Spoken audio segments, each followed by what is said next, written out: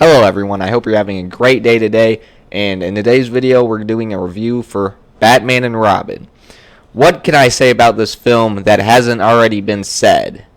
Even what I just spoke has been said, and we're only like 15 seconds into the video. This movie is pretty bad, but I don't find it bad in a frustrating way. It's just kind of funny because you know when you watch it, it's just going to be so stupid that it's actually a little bit entertaining. Now, you might forget because of how goofy the action is, that the acting is actually pretty bad in this movie too.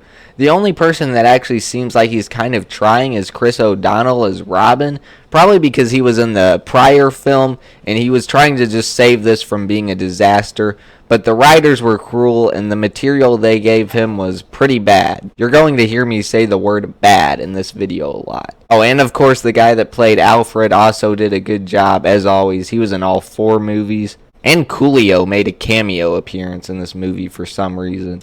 Honestly, looking at the plot, though, it wasn't really that bad. It was just the execution that was pretty bad. Then George Clooney as Batman. I mean, like, hey, Mr. Freeze, I'm Batman. Now, you just wait right there while I take 10 seconds to slide down this dinosaur. Wait, thought that was intimidating. Just wait till I pull out my ice skates. I mean, this movie is essentially the 1960s Adam West TV series, but with a $200 million budget. So basically, the 1960s Adam West TV series with no charm. Also worth noting that unlike the other 3 films in the series, Batman is in the daylight a lot, and he even attends an event with like a huge crowd. It's just not something he would do in the other movies. He would only be out at like night, and there wouldn't be a bunch of people. That's what made him so mysterious. Now, I will say the music was super good. It was by the same guy, but it was probably even better than it was in Batman Forever just because of the way it was used throughout the scenes.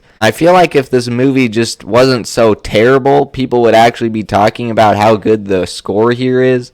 And it's visually good to look at, too. Like, the costumes and the sets definitely took a lot of effort to make. I feel like the CGI Gotham City also looked better in this movie than it did in Batman Forever. There was less neon everywhere. CGI was just a little bit cleaner, but still overused, as well as the green screen, but I didn't find it too distracting. Now, Batgirl was a pretty useless character in this movie, and I don't know why they felt like they had to change her from the comics from being Commissioner Gordon's daughter to being Alfred's niece from England. In fact, there was like a whole abandoned plot line in this movie about Alfred trying to find his brother, and then of course throughout the film he was not sick, he was dying. But then it turned out he was dying because he was sick. But then he didn't die.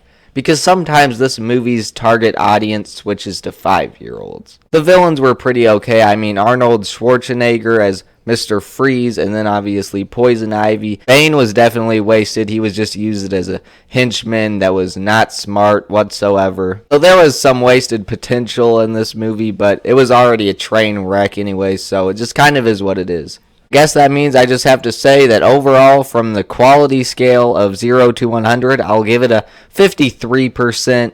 And I wouldn't say I recommend this, but if you haven't seen it, you need to, just so you can feel everyone else's pain. Anyways, thank you guys so much for watching this video, and I will see you guys in the next one.